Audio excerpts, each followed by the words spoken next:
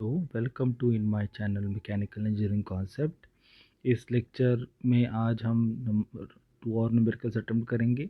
Previous lecture में हमने कुछ न्यूमेरिकल्स और बेसिक कॉन्सेप्ट देखे थे, उसी को आज कंटिन्यू करेंगे। उन्हीं कॉन्सेप्ट बेस्ड ऑन पे न्यूमेरिकल सॉल्व करेंगे। My name is Kunal Dewangan. चलिए स्टार्ट करते हैं लेक्चर। एग्जाम्पल नंबर 9 है ये इस अप्लाइड मैकेनिक्स के लेक्चर सीरीज़ का। क्वेश्चन है बेस्ड ऑन पैरेलल फोर्सेस के ऊपर। तो किसी प्लेन पे कुछ पैरेलल फोर्सेस लगती हैं तो उन फोर्सेस को सिंगल फोर्स से कैसे रिप्लेस कर सकते हैं। अगर हमें रिजल्टेंट निकालना है नंबर ऑफ फोर्सेस के लिए तो कैसे निकाल सकते हैं, उससे रिलेटेड प्रॉब्लम है। सो क्वेश्चन है determine the magnitude of the resultant of parallel forces system shown in the figure. ये देखिए हमें मैग्नीट्यूड निकालना है। इस एक प्लेन है, एक प्लेन कोई ऑब्जेक्ट है, मान लीजिए एक रॉड है, उस पर नंबर ऑफ पैरेलल फोर्सेस लग रही हैं तो उसका रिजल्टेंट निकालना है। Also determine the position of resultant force. और अगर मैं इन चारों फोर्सेस, जैसे यहाँ पर 30 न्यूटन, 60 न्यूटन, 20 न्यूटन और 40 न्यूटन का फोर्स लग रहा है, इन चारों फोर्सेस का कुछ डायरेक्शन है और कुछ मैग्नीट्यूड है। चारों फोर्सेस एक सिमिलैरिटी है कि चारों फोर्सेस पैरेलल हैं। अगर इन चारों फोर्सेस को एक सिंगल फोर्स से मैं रिप्लेस करना चाहता हूँ, जैसे कि हमें पता है रिजल्टेंट क्या होता है। रिजल्टेंट मतलब कि एक सिंगल फोर्स से अगर सारे फोर्सेस को मैं रिप्लेस कर दूँ तो वो रिजल्टेंट फोर्स कहलाता है। तो वो रिजल्टेंट फोर्स की वैल्यू क्या होगी ये बताना है, और साथ ही साथ वो रिजल्टेंट फोर्स मुझे कहाँ पर लगाना चाहिए कि इन चारों का रिप्लेसमेंट बन जाए, वो ये मुझे पता करना है। तो ये चीज़ आपको निकालनी है। फिर से रिपीट कर रहा हूँ, आपको पोजीशन और मैग्नीट्यूड रिजल्टेंट का निकालना है इन चारों फोर्सेस के रिस्पेक्ट में। ध्यान देने वाली बात यह है इस प्रॉब्लम में कि एक पॉइंट ओ दिया हुआ है, ये पॉइंट यहाँ पर दिया हुआ है।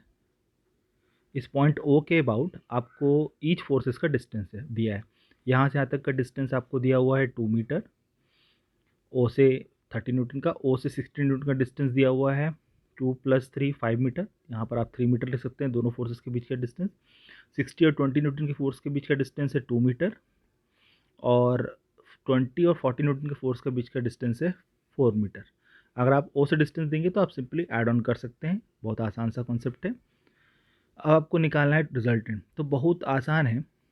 आपको पहला काम ये करना होगा कि इस तरह के प्रॉब्लम में आप पहले कोऑर्डिनेट सिस्टम डिफाइन कर लीजिए कि आप अपवर्ड फोर्स और डाउनवर्ड फोर्स को किसको पॉजिटिव लेंगे, किसको नेगेटिव लेंगे। अगर आप अपवर्ड फोर्स और डाउनवर्ड फोर्स ही लग रहे हैं यहाँ पर, तो मान लीजिए अगर आप वाई कोऑर्डिनेट सिस्टम में लेते हैं वर्टिकली, क्योंकि सारे फोर्सेस वर्टिकली लग रहे हैं। अगर आप ओरिजिन से ऊपर की तरफ जा रहे हैं, मतलब अपवर्ड फोर्स लग रहा है तो पॉजिटिव, और डाउनवर्ड फोर्स के लिए तो ऑब्वियसली नेगेटिव लूँगा। तो मतलब ये है कि 30 न्यूटन फोर्स को मैं नेगेटिव लूँगा, 60 को नेगेटिव लूँगा, 20 को पॉजिटिव लूँगा और 40 को भी पॉजिटिव लूँगा। इस तरह से मैं रिजल्टेंट निकाल सकता हूँ। कैसे, इसको आगे देखते हैं। यहाँ पर मैं इक्विलिब्रियम की कंडीशन लगाऊंगा। इक्विलिब्रियम का कंडीशन क्या होता है, summation of all vertical forces की वैल्यू मुझे वर्टिकल कंपोनेंट की वैल्यू दे देगी। तो जैसे मैंने बताया 30 को मैं क्या करूँगा नेगेटिव, 60 को भी नेगेटिव लूँगा, 20 को पॉजिटिव लूँगा और 40 को पॉजिटिव लूँगा। क्यों, सॉरी 40 को नेगेटिव लूँगा, माय मिस्टेक। 40 को आपको नेगेटिव ही लेना पड़ेगा क्योंकि वो डाउनवर्ड लग रहा है। शायद यहाँ पर मैंने गलती से ऊपर पॉजिटिव बोल दिया था, यहाँ पर नेगेटिव ही आएगा। इसको आप करेक्ट कर लीजिए क्योंकि ये फोर्स डाउनवर्ड लग रहा है। सर 20 न्यूटन का फोर्स अपवर्ड लग रहा है इसलिए। तो रिजल्टेंट क्या हो जाएगा, -30 -60 +20 -40। रिजल्टेंट कितना हो गया, रिजल्टेंट को सॉल्व करने से आ जाएगा कितना, 110 न्यूटन। अब ध्यान देने वाली बात यह है कि इसकी वैल्यू आएगी नेगेटिव, नेगेटिव 110 न्यूटन। ओके, अब ये नेगेटिव क्या बता रहा है, नेगेटिव ये बता रहा है कि ये फोर्स डाउनवर्ड लगेगा। क्यों, क्योंकि आपने जो कोऑर्डिनेट सिस्टम में आपने माना था कि ओरिजिन से नीचे आने पे पॉजिटिव नेगेटिव वैल्यू, और सॉरी नेगेटिव वैल्यू, और ऊपर जाने पे पॉजिटिव वैल्यू अगर आप लेंगे तो उस कॉन्सेप्ट के हिसाब से अगर आप देखेंगे तो क्योंकि वैल्यू नेगेटिव आ रही है मतलब फोर्स बट ऑब्वियस है कि डाउनवर्ड होगा। ओके, तो ये चीज़ हो गई कि आपने मैग्नीट्यूड निकाल दिया, किसका, रिजल्टेंट का मैग्नीट्यूड निकाल लिया कि 110 न्यूटन होगा डाउनवर्ड की तरफ। मतलब कुछ इस तरह से फोर्स लगेगा डाउनवर्ड, ये देखिए इस तरह से। ये तो रिजल्टेंट तो मुझे पता चल गया वैल्यू मैग्नीट्यूड की, बट अब इसका पोजीशन कहाँ पर होगा। अब जैसे इस रॉड में या इस एलिमेंट में एक पॉइंट ओ दिया है, तो ओ से कितना डिस्टेंस होगा, या लेफ्ट या राइट से किसी एक एंड से कितना डिस्टेंस पे होगा। तो मैं क्या करता हूँ, इस पॉइंट ओ से मान लेता हूँ वो रिजल्टेंट आर जो है कुछ डिस्टेंस डी पे लग रहा है। कितने डिस्टेंस पे लग रहा है? डी डिस्टेंस पे लग रहा है। ठीक है, अभी एजम्पशन पे है, आप डी की जगह कोई भी एक टर्मिनोलॉजी ले सकते हैं, कोई दिक्कत नहीं। अब क्योंकि यहाँ पर ये बताया गया है कि ये आपने कंसिडर किया है कि ये बॉडी मोशन पे नहीं है, इक्विलिब्रियम पे। तो इक्विलिब्रियम पे मतलब क्या होगा कि मोमेंट जो ये सारे फोर्सेस प्रोड्यूस करेंगे, कौन कौन से फोर्सेस प्रोड्यूस करेंगे? 30 न्यूटन का फोर्स जितना मोमेंट प्रोड्यूस करेगा, 60 न्यूटन का फोर्स, 20 न्यूटन का फोर्स और 40 न्यूटन का फोर्स। ये चारों फोर्सेस का जो मोमेंट होगा वो रिजल्टेंट के मोमेंट के बराबर होगा, क्योंकि कोई मोमेंट प्रोड्यूस नहीं हो रहा है बॉडी में। बॉडी बिल्कुल बैलेंस में है, बॉडी बिल्कुल एक प्रॉपर पोजीशन पे है। जैसे कि हमको पता है पोजीशन निकालने के लिए वेरिंगटन थ्योरम हम लगा सकते हैं। वेरिंगटन थ्योरम हमने डिस्कस किया था कि जो मोमेंट रिजल्टेंट मोमेंट का जो आपका इफ़ेक्ट होगा वो उस एलिमेंट पे जितने फोर्स लगेंगे उनके मोमेंट के सम के बराबर होगा। ओके, तो वही कॉन्सेप्ट लगाना है। तो मैं क्या करूँगा, यहाँ पर रिजल्टेंट का मोमेंट ले लेता हूँ। क्योंकि रिजल्टेंट डाउनवर्ड लग रहा है तो ऑब्वियस है कि ये क्लॉकवाइज मोमेंट प्रोड्यूस करेगा, इसलिए negative R into D. Distance D मुझे निकालना है, इसलिए आर इंटू डी ले रहा हूँ, आर की वैल्यू मुझे पता है। ठीक, नेक्स्ट ये जो फोर्स है 30 न्यूटन, ये भी क्या करेगा? क्लॉकवाइज मोमेंट प्रोड्यूस करेगा, क्योंकि डाउनवर्ड लग रहा है इस तरह से, तो ऑब्जेक्ट को इस तरह क्लॉकवाइज ही रोटेट करेगा। तो -30 इंटू 2, ध्यान रखिएगा मोमेंट क्या होता है? Force into perpendicular distance. Perpendicular distance O के अबाउट लेना है, ठीक है, क्योंकि रिजल्टेंट के लिए भी ओ के अबाउट, मैंने मोमेंट ओ के अबाउट लिया है। ठीक है, एक पॉइंट जो आर्बिट्री पॉइंट ओ लिया है। तो 30 इंटू 2 माइनस में 30 इंटू 2। ओके, नेक्स्ट 60 न्यूटन का फोर्स लग रहा है, ये भी क्लॉकवाइज मोमेंट प्रोड्यूस करेगा। तो 60 into 2 plus 3 5 metre, 60 into 5 metre. Origin O के अबाउट डिस्टेंस है ना, ओरिजिन या पॉइंट ओ के अबाउट, आर्बिट्री पॉइंट ओ के अबाउट डिस्टेंस है। बेरिंगटन थ्योरम लगा रहे हैं। नेक्स्ट 20 न्यूटन का फोर्स, 20 न्यूटन का फोर्स अपवर्ड की डायरेक्शन पे लग रहा है, तो ये क्या करेगा? ये करेगा एंटी क्लॉकवाइज मूवमेंट प्रोड्यूस। तो 20 इंटू कितना हो जाएगी वैल्यू? 20 इंटू ये क्लॉकवाइज की जगह एंटी क्लॉकवाइज करेगा। तो 2 प्लस 3, टोटल कितनी वैल्यू होगी? 7 मीटर। 20 इंटू 7 मीटर, ये हो जाएगी पॉजिटिव वैल्यू। पॉजिटिव क्योंकि हमको पता है मोमेंट में हम एक अगर क्लॉकवाइज को नेगेटिव ले रहे तो एंटी क्लॉकवाइज को पॉजिटिव लेते हैं, ये हमने एजम्पशन किया था, तो उस हिसाब से ले रहा हूँ। ठीक है, नेक्स्ट अगर आप उल्टा करेंगे तो यहाँ भी डायरेक्शन बदल जाएगा। ध्यान रखिएगा, अगर आप क्लॉकवाइज को पॉजिटिव लेते हो तो आर डी पॉजिटिव हो जाएगा, ये पॉजिटिव हो जाएगा, ये भी, ये नेगेटिव हो जाएगा, तो वैल्यू सेम आएगी, उसमें कोई फर्क नहीं पड़ेगा। नेक्स्ट है 40 न्यूटन का फोर्स। 40 न्यूटन का फोर्स क्या कर रहा है? डाउनवर्ड डायरेक्शन पे लग रहा है, तो ये क्लॉकवाइज मोमेंट प्रोड्यूस करेगा। 40 इंटू 2 प्लस 3 प्लस 2 प्लस 4, कितनी वैल्यू हो जाएगी? 11। तो 40 इंटू 11 नेगेटिव होगा। नेगेटिव क्यों लूँगा? क्योंकि वो क्लॉकवाइज प्रोड्यूस कर रहा है, और आपने वेरिएशन थ्योरम को पता है रिजल्टेंट का जो मोमेंट होगा उसकी वैल्यू किसके इक्वल होती है? जितने फोर्सेस उस कंपोनेंट पे लग रहे हैं उनके मोमेंट का सम मतलब सारे ऐड ऑन होंगे। इसलिए अगर क्लॉकवाइज है तो नेगेटिव साइन लेकर, और एंटी क्लॉकवाइज है तो पॉजिटिव साइन लेकर ऐड ऑन करके इक्वेट कर देता हूँ। तो क्योंकि मुझे आर की वैल्यू हमने निकाल ली है 110 इंटू डी, इसको अगर मैं सॉल्व करूँगा तो 660 आता है। तो डी की वैल्यू हो जाएगी इसको सॉल्व करने से 6 मीटर। तो इससे पता चलेगा कि रिजल्टेंट कहाँ पर लगेगा? रिजल्टेंट इस प्रॉब्लम में हमारा लगेगा ओरिजिन से 6 मीटर डिस्टेंस पे। अगर आप इसी पर्टिकुलर पॉइंट ओ की जगह इस पॉइंट को ले लेते, मान लीजिए वो पॉइंट ओ की जगह आप ये पॉइंट ओ लेते, तो आपको वहाँ से डिस्टेंस मेज़र करना पड़ता। यहाँ से डिस्टेंस आप लेते तो भी कुछ इसी तरह का एक वैल्यू आता, क्योंकि ये टोटल लेंथ यहाँ पर, टोटल लेंथ कितना है आपका बार का? 2 प्लस 3 5 7 11। तो अगर आपका लेफ्ट एंड से 6 मीटर आ रहा है तो राइट एंड से 5 मीटर आएगा सॉल्व करने से। प्रॉब्लम का सॉल्यूशन बिल्कुल इसी तरह से प्रोसीड फॉलो करना है, पर वहाँ पर फ़र्क क्या है? अगर आप पॉइंट लेफ्ट हैंड की जगह राइट हैंड पे लेंगे तो क्योंकि ये लोड डाउनवर्ड लग रहा है तो ये एंटी क्लॉकवाइज मूवमेंट प्रोड्यूस करेगा। अगर आप इस पॉइंट पे ओ मानते तो इस तरह बेंड करेगा, इस तरह बेंड करने का मतलब ये एंटी क्लॉकवाइज, ये एंटी क्लॉकवाइज, ये क्लॉकवाइज मोमेंट देता। ठीक है, ये एंटी क्लॉकवाइज, तो ये सारी वैल्यू पॉजिटिव हो जाती, ये नेगेटिव हो जाती, और रिजल्टेंट का इफेक्ट भी पॉजिटिव हो जाता है। तो उस हिसाब से आपको इस प्रॉब्लम को सॉल्व करना रहेगा। तो इस तरह से आप इस पर्टिकुलर प्रॉब्लम को सॉल्व कर सकते हैं कॉन्सेप्ट लगाकर वेरिंगटन थ्योरम का, रिजल्टेंट निकालना और रिजल्टेंट का पोजीशन निकालने के लिए। नेक्स्ट क्वेश्चन है एग्जाम्पल नंबर 10, वो भी पैरेलल फोर्सेस के बेस्ड ऑन पे है। यहाँ पर फोर्सेस सारे की सारी वर्टिकल थी। अब एक हॉरिजॉन्टल फोर्सेस का पैरेलल कंडीशन देख लेते हैं। एक पोल है, जैसे एक पोल है, आपके घर के सामने एक पोल लगा रहता है जिसपे इलेक्ट्रिसिटी वायर जाती है या बल्ब लगे रहते हैं। तो एक पोल है, सब्जेक्टेड टू पैरेलल फोर्सेस। देखिए इस तरह का एक पोल है, उसमें पैरेलल फोर्सेस लगी हुई हैं। जैसे ये 100 न्यूटन का पैरेलल फोर्स है, 200, 800 और 150 न्यूटन का। अलग अलग डायरेक्शन पे सारे फोर्सेस पोल पे लगा हुआ है। तो डिटरमाइन करना है हमको मैग्नीट्यूड एंड डायरेक्शन। क्या करना है? डिटरमाइन करना है magnitude and direction of resultant force. Resultant force का मैग्नीट्यूड पता करना है, मतलब वैल्यू पता करनी है, और डायरेक्शन पता करना है कि इस तरह से लेफ़्ट टू राइट लगेगा या राइट टू लेफ़्ट लगेगा। और साथ में ये पता करना है कि उसकी पोजीशन कहाँ पर होगी, मतलब टॉप मोस्ट पोजीशन से कहाँ पर होगी और या तो बॉटम मोस्ट पोजीशन से कहाँ पर होगी। किसी एक एंड से पता कर लूँगा तो टोटल लेंथ के रेस्पेक्ट में दूसरे एंड से भी डिस्टेंस पता चल जाएगा।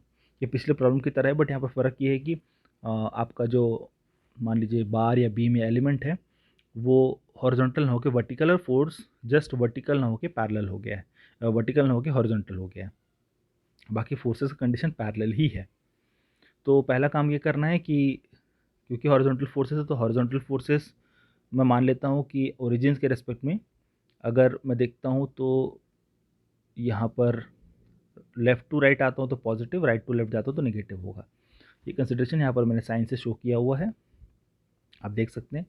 ये देखिए पॉजिटिव अगर आप लेफ़्ट टू राइट जा रहे हैं तो ओके। तो इस तरह से आप इसको एग्जम्पशन कर लीजिए। अब जैसे फोर्सेस का डायरेक्शन देख लेते हैं। 100 न्यूटन का फोर्स लग रहा है लेफ्ट राइट टू लेफ्ट, तो 100 न्यूटन हो जाएगा ये नेगेटिव, ठीक है। नेक्स्ट 200 न्यूटन का force right left to right लग रहा है, ये हो जाएगा पॉजिटिव। 800 लग रहा है राइट टू लेफ्ट नेगेटिव, और 150 लग रहा है लेफ्ट टू राइट, ये हो जाएगा पॉजिटिव। तो मैं क्या करूँगा, 100 को माइनस में -100, या अगर आप पहले इस डायरेक्शन के फोर्सेस को लेना था तो इस पे ले सकते हैं। तो 200 पॉजिटिव, तो 200 माइनस 800 -100 -100, ये वाला फोर्स -100 और प्लस 150, इन सबको ऐड ऑन कर लेता हूँ, सम कर लेता हूँ इसका, तो वैल्यू आ जाएगी 550 न्यूटन। ओके, नेगेटिव आ रही है, नेगेटिव आने का मतलब क्या है कि फोर्स का डायरेक्शन कुछ इस तरह से होगा। ये देखिए अगर वैल्यू पॉजिटिव होती तो इस तरह से फोर्स लगता, ऐसा ऐसा फोर्स हो सकता था अगर वैल्यू पॉजिटिव होती। नेगेटिव मतलब ओरिजिन की तरफ आएगा, और अगर पॉजिटिव है तो ओरिजिन से बाहर की तरफ निकलेगा, या आप इसको इस तरह से आगे की तरफ भी शो कर सकते हैं, ठीक है। नेगेटिव आने को दो तरीके से शो किया जा सकता है, मैं फिर से रिपीट कर रहा हूँ। आप या तो फोर्स को इस तरह शो कर सकते हैं नेगेटिव के लिए 550 को, या तो इस तरह से भी शो कर सकते हैं ऐसा। और अगर पॉजिटिव फोर्स है, मान लीजिए वैल्यू पॉजिटिव आती तो मैं क्या कर सकता था, या तो इस तरह से या तो इस तरह से शो कर सकता हूँ, मतलब सेम निकलेगा, ओरिजिन को से आगे की तरफ बढ़ रही है, ठीक है। ये तो हो गया आपका मैग्नीट्यूड, और डायरेक्शन भी पता चल गया नेगेटिव के रेस्पेक्ट में।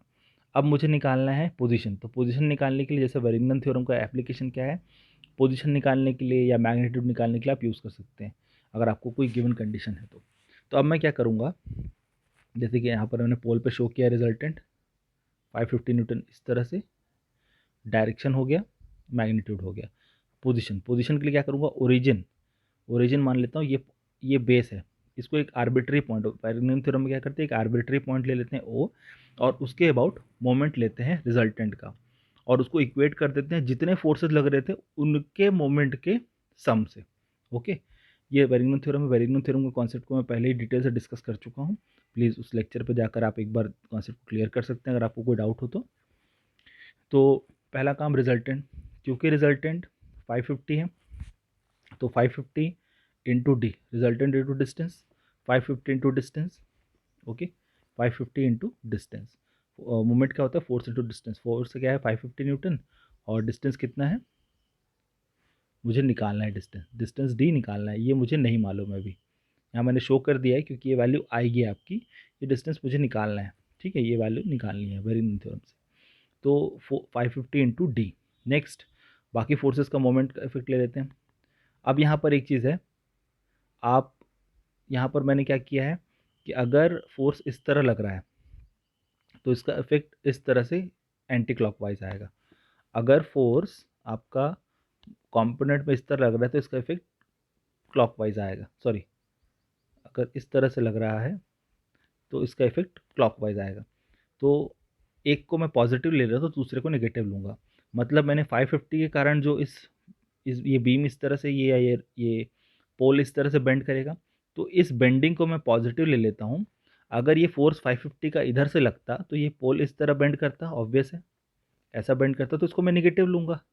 अगर इसको मैं पॉजिटिव ले रहा हूँ तो इसको मैं नेगेटिव लूँगा। तो वही कॉन्सेप्ट मैंने यहाँ पर लगाया, एक डायरेक्शन ऑफ फोर्स के कारण पॉजिटिव इफेक्ट ले रहा हूँ तो दूसरे डायरेक्शन ऑफ फोर्स के कारण मोमेंट को नेगेटिव लूँगा। तो इसी कॉन्सेप्ट से मैं आगे बढ़ रहा हूँ। तो 550 के कारण जो मोमेंट लग रहा है, मान लीजिए बीम इस तरह बेंड की, इसको मैं पॉजिटिव ले लिया।